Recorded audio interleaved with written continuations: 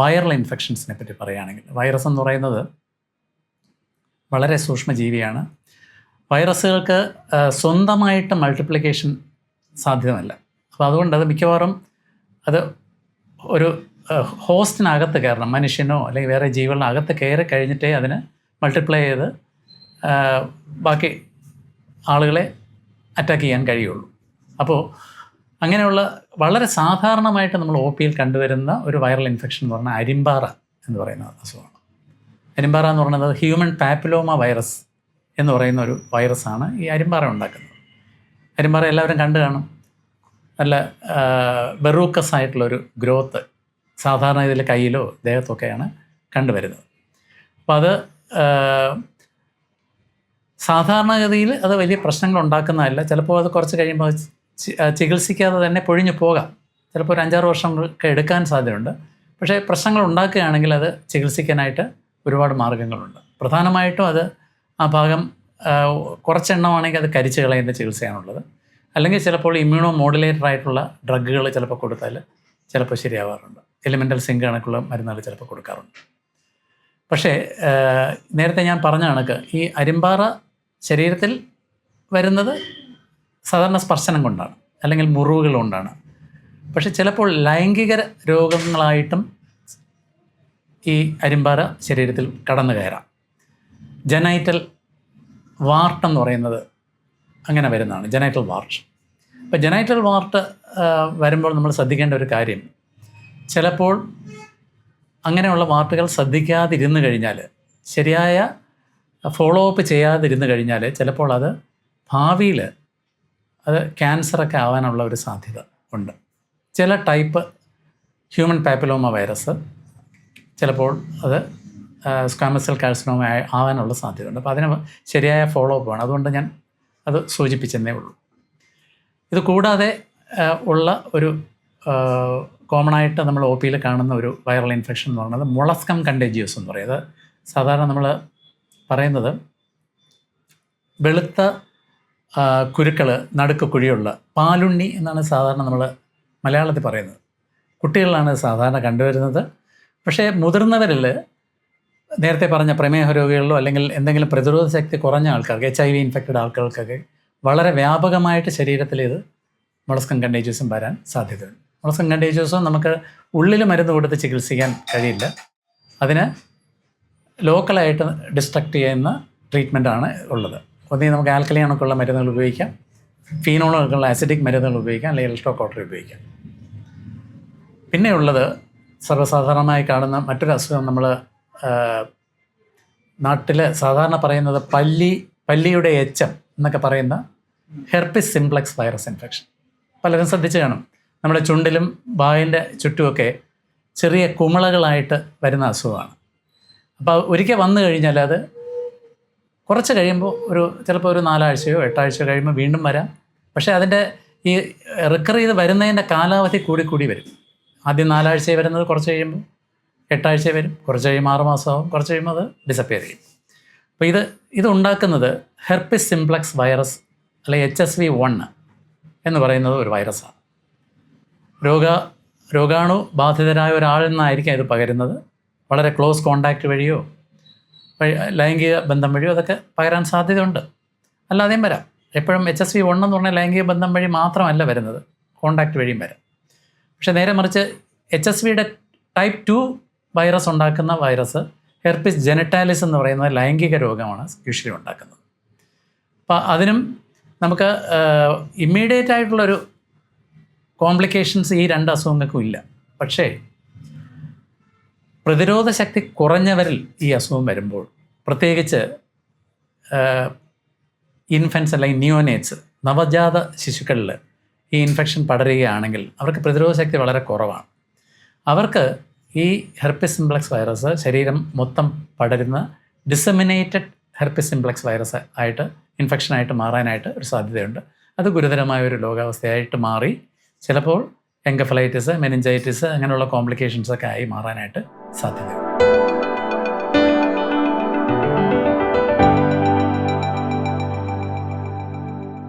അടുത്തത് വളരെ സർവ്വസാധാരണമായി കാണുന്ന ഒരു വൈറൽ ഇൻഫെക്ഷൻ നമുക്ക് എല്ലാവർക്കും അറിയാവുന്ന ചിക്കൻ പോക്സ്. ചിക്കൻ പോക്സ് എന്ന് പറയുന്നത് വളരെ സീസണലായിട്ട് കാണുന്ന അസുഖമാണ്. മിക്കവാറും തണുപ്പിൻ്റെ അവസാനവും സമ്മറിൻ്റെ തുടക്കമൊക്കെയാണ് അത് കണ്ടുവരുന്നത്. അതിൻ്റെ രോഗലക്ഷണങ്ങൾ എല്ലാവർക്കും അറിയാം. വെള്ളം കെട്ടിയ പാടുകളായിട്ട് പനി വന്ന ശേഷം, ശരീരം വേദനയും വന്ന ശേഷം വെള്ളം കെട്ടിയ പാടുകൾ സാധാരണയായി തലയിലും മുഖത്തുമൊക്കെ വന്നിട്ട് പിന്നെ കയ്യിലും കാലിലോട്ടും അത് പടരും. അത് വന്നു കഴിഞ്ഞാൽ നമുക്ക് ഒരു 6-7 ദിവസം കൊണ്ട് ശരീരം മൊത്തം ആവും. ക്രമേണ അത് ചുരുങ്ങി അങ്ങ് മാറും. അപ്പോൾ ഇതിൻ്റെ രോഗം പടരുന്ന ഒരു സ്റ്റേജിനെ പറ്റി പലർക്കും ഒരു മിസ്അണ്ടർസ്റ്റാൻഡിംഗ് ഉണ്ട്. എല്ലാവരും പറയുന്നത് ഇത് ഉണങ്ങിക്കഴിഞ്ഞാണ് പടരുന്നത്. അത് തെറ്റായ ഒരു ധാരണയാണ്.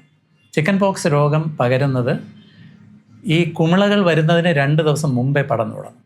ബാക്കിയുള്ളവരിൽ കുമിളകൾ വാടിയ ശേഷം പിന്നെ പടരുകയില്ല, അതിന് ശേഷം പടരില്ല. ഇത് തെറ്റിദ്ധാരണ വരാനുള്ള ഒരു കാരണമെന്ന് വെച്ചാൽ ഈ രോഗാണു നമ്മുടെ ശരീരത്തിൽ കടന്നു കഴിഞ്ഞാൽ ഏകദേശം 14 തൊട്ട് 16 ദിവസം വരെ എടുക്കും ഇത് രോഗലക്ഷണം മറ്റൊരാൾക്ക് വരാനായിട്ട്.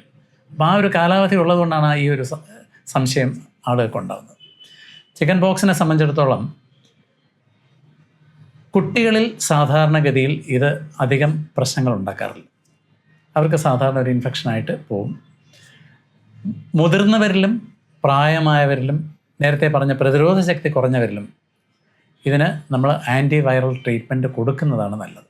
ഇപ്പോൾ നമുക്ക് വളരെ ഫലപ്രദമായ ആൻറ്റി വൈറൽ ചികിത്സ ഇതിന് ലഭ്യമാണ്. അപ്പോൾ അതിന് കൃത്യമായ മരുന്ന് ഡോക്ടർ പറയുന്ന കണക്ക് ചികിത്സിക്കുക. ഇതൊരു സിവിയറായിട്ടുള്ള വൈറൽ ഇൻഫെക്ഷൻ ആയതുകൊണ്ട് റെസ്റ്റ് വളരെ പ്രധാനപ്പെട്ട കാര്യം.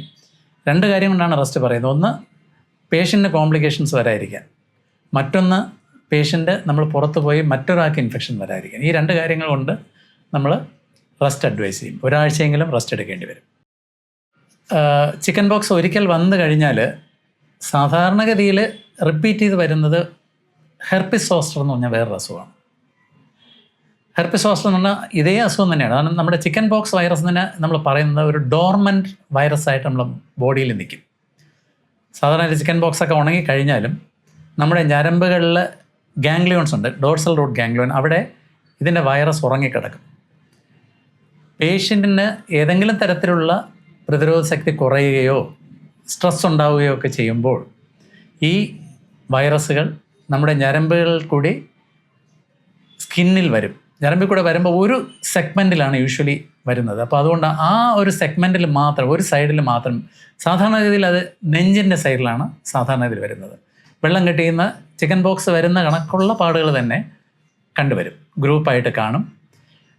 പലപ്പോഴും ഏജ് ആയിട്ടുള്ളവരിൽ ഇതിന് തൊട്ട് മുമ്പായിട്ട് നല്ല വേദന കാണും. അപ്പോൾ യൂഷ്വലി നമുക്ക് കിട്ടുന്ന ഒരു ഹിസ്റ്ററി വളരെ രസകരമാണ്.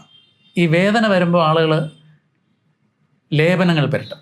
ലേപനങ്ങൾ പുരട്ടി അവർ പറയുന്നത് ലേപനം പുരട്ടിയ ശേഷമാണ് ഈ പൊള്ളൽ വന്നതെന്നാണ് ഇതിലാണ്. പക്ഷേ അവരെ പറഞ്ഞ് മനസ്സിലാക്കാനും വളരെ പ്രയാസമാണ്. ഇത് ആക്ച്വലി ചിക്കൻ പോക്സ് വന്നിട്ട് വരുന്ന ഹെർപ്പിസ് സോസ്റ്റർ എന്ന് പറയുന്ന അസുഖമാണ്. ഹെർപ്പിസ് സോസ്റ്ററിനെ പറ്റി പറയുമ്പോൾ ചിക്കൻ പോക്സിൻ്റെ അത്ര വ്യാപകമായി ബാക്കിയുള്ളവരിൽ പടരില്ലെങ്കിലും ലോക്കൽ കോണ്ടാക്റ്റ് വഴിയും കുറച്ച് നേസൽ ഡ്രോപ്സ്ലെറ്റ്സ് വഴിയും ഹെർപ്പിസ് സോസ്റ്ററും ബാക്കിയുള്ളവരിൽ ഇൻഫെക്ഷൻ ഉണ്ടാക്കാം. അത് ചിക്കൻ പോക്സ് ആയിട്ടായിരിക്കും വരിക. ഈ നേരത്തെ പറഞ്ഞ കാലാവധിയിൽ 14 തൊട്ട് 16 ദിവസം വരെ വരും. പക്ഷേ ഹെർപ്പിസ് സോസ്റ്ററിനെ സംബന്ധിച്ചിടത്തോളം നേരത്തെ ഞാൻ പറഞ്ഞു, ചിക്കൻ പോക്സിന് നമുക്ക് ഇമ്മ്യൂണിറ്റി കുറഞ്ഞു കഴിഞ്ഞാൽ നേരത്തെ എൻകഫലൈറ്റിസും മെൻജോ എൻകഫലൈറ്റിസും ഒക്കെ വരും. അത് കണക്ക് തന്നെ ഹെർപ്പിസ് സോസ്റ്ററും നമുക്ക് വേണമെങ്കിൽ ഇമ്മ്യൂണോ കോംപ്രമൈസ്ഡ് ആയിട്ടുള്ള ആൾക്കാർക്ക് വൈറീമിയ വന്നിട്ട് എൻകഫലൈറ്റിസ്, എൻകഫലൈറ്റിസ് ഒക്കെ വരാം. അത് കൂടാതെ ഏറ്റവും സാധാരണമായി കാണുന്ന ഒരു കോംപ്ലിക്കേഷൻസ് എന്ന് പറയുന്നത് വേദനയാണ്. നേരത്തെ പറഞ്ഞൊരു വേദന പറഞ്ഞു. ആ വേദന ഈ 2 ആഴ്ച കഴിഞ്ഞാലും അല്ലെങ്കിൽ 1 മാസം കഴിഞ്ഞാലും വേദന പെർസിസ്റ്റ് ചെയ്യുന്ന ഒരവസ്ഥ, ഞരമ്പിൽ കൂടെയുള്ള വേദന. അതിനെ നമ്മൾ പോസ്റ്റ് ഹെർപ്പറ്റിക് ന്യൂറാൾജിയ എന്നാണ് പറയുന്നത്. ആ വേദന മാറിക്കിട്ടാൻ കുറച്ച് സമയമെടുക്കും പലർക്കും. അതിനു വേണ്ടിയുള്ള ചിലപ്പോൾ ഞരമ്പുകളുടെ വേദന കുറയാനുള്ള ഗുളിക കഴിക്കേണ്ടി വരും.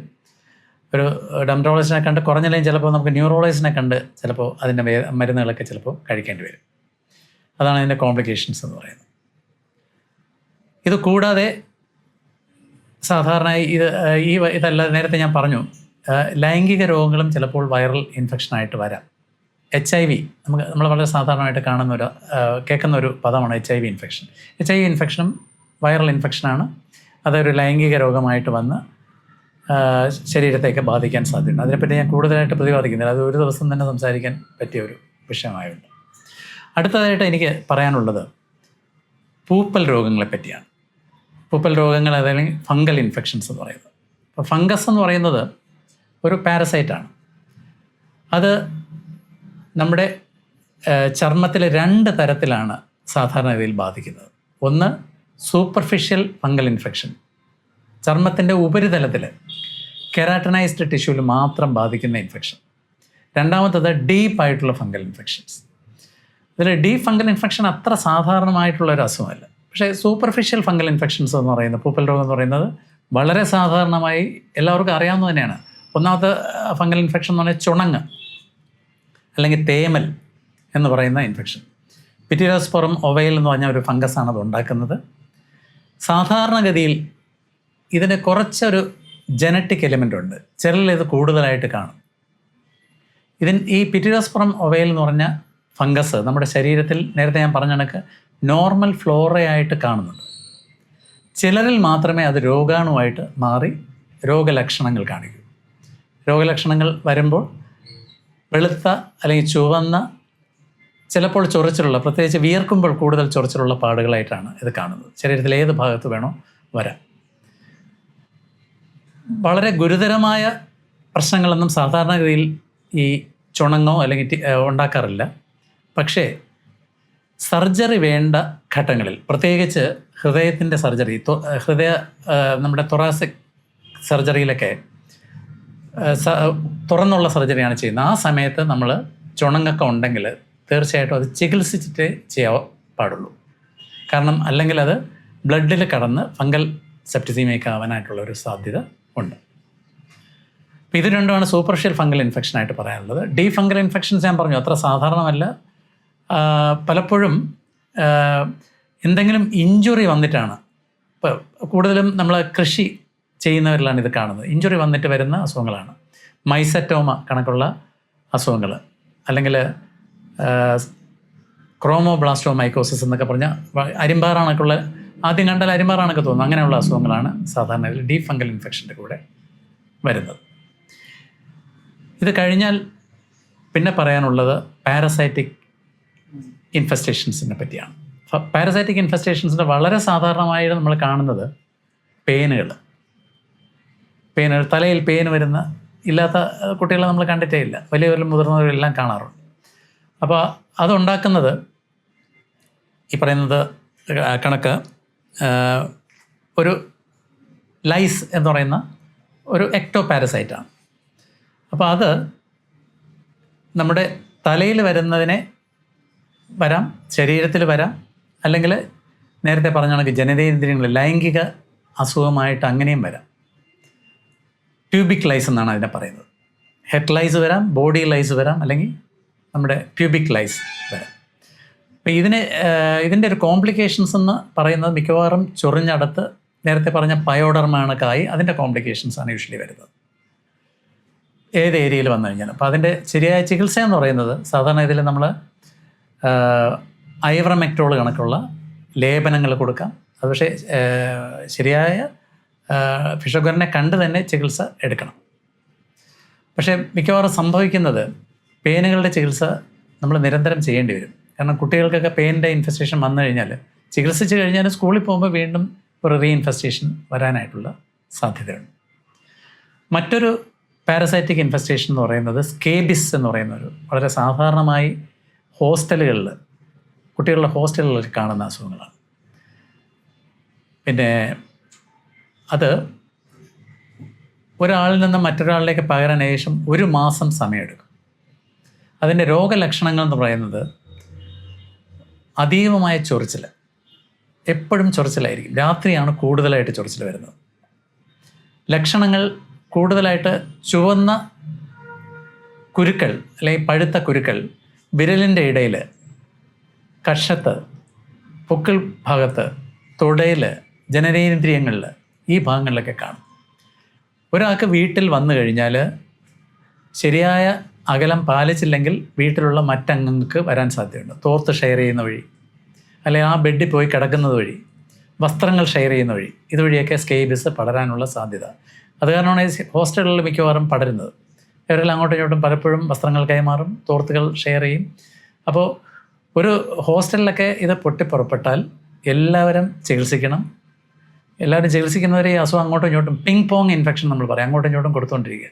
ഒരാളെ ചികിത്സിച്ചിട്ട് ഒരു കാര്യമില്ല. വീട്ടിലും അത് കണക്ക് തന്നെ, എല്ലാവരെയും ഒരേ കണക്ക് തന്നെ ചികിത്സിക്കേണ്ട ആവശ്യമുണ്ട്. ഇതൊക്കെയാണ് പ്രധാനമായിട്ടും നമ്മുടെ ചർമ്മത്തിനെ ബാധിക്കുന്ന അണുബാധകൾ. അപ്പോൾ ഇതിൽ നമ്മൾ ചുരുക്കി പറയുകയാണെങ്കിൽ ഏത് അണുബാധ വന്നാലും നമ്മളത് ചികിത്സിക്കേണ്ടത് വളരെ അത്യാവശ്യം, അല്ലെങ്കിൽ അത് കോംപ്ലിക്കേഷൻസിലോട്ട് പോകാനായിട്ട് സാധ്യതയുണ്ട്. അപ്പോൾ ചികിത്സിക്കുന്നത് ശരിയായ ഡോക്ടറെ കണ്ട് ശരിയായ ചികിത്സ ശരിയായ സമയത്ത് ചെയ്യുക. അതോടൊപ്പം തടയാനുള്ള നമ്മൾ കുറച്ച് മുൻകരുതലുകൾ ചെയ്യണം. നേരത്തെ പറഞ്ഞ പോലെ ശുചിത്വം ഏറ്റവും പ്രധാനപ്പെട്ട കാര്യം. ഓവർ ക്രൗഡിങ് നമ്മൾ നിർത്തലാക്കണം. ചെറിയ ചെറിയ മുറിവുകളൊക്കെ ഉള്ളപ്പോൾ, അല്ലെങ്കിൽ വലിയ മുറിവായാലും ശരിയായ മുറിവിനുള്ള ചികിത്സ ചെയ്യണം. എന്തെങ്കിലും അസുഖങ്ങൾ, പ്രമേഹമൊക്കെ ഉണ്ടെങ്കിൽ ശരിയായ രീതിയിൽ അത് കൺട്രോൾ ചെയ്ത് പോകണം. എന്ത് അസുഖങ്ങളുണ്ടെങ്കിലും അത് കൺട്രോൾ ചെയ്യണം. ഈ കാര്യങ്ങളൊക്കെ വളരെ കരുതലോടെ ചെയ്യണം. അതുപോലെ തന്നെ വേറൊരു കാര്യം, ഫംഗൽ ഇൻഫെക്ഷൻസ് കണക്കുള്ള കാര്യങ്ങൾ പടരാതിരിക്കാനായിട്ട് നനഞ്ഞ വസ്ത്രങ്ങൾ ഇടരുത്. വസ്ത്രങ്ങളെല്ലാം കഴുകി വെയിലത്തിട്ട് ഉണക്കണം. കഴിയുന്നതും കോട്ടണിലുള്ള ലൂസായിട്ടുള്ള ഡ്രസ്സുകളാണ് ഉപയോഗിക്കേണ്ടത്. ഈ കാര്യങ്ങളൊക്കെ ശ്രദ്ധിച്ചാൽ നമുക്ക് ഒരു പരിധിവരെ അണുബാധകൾ തടയാൻ കഴിയും.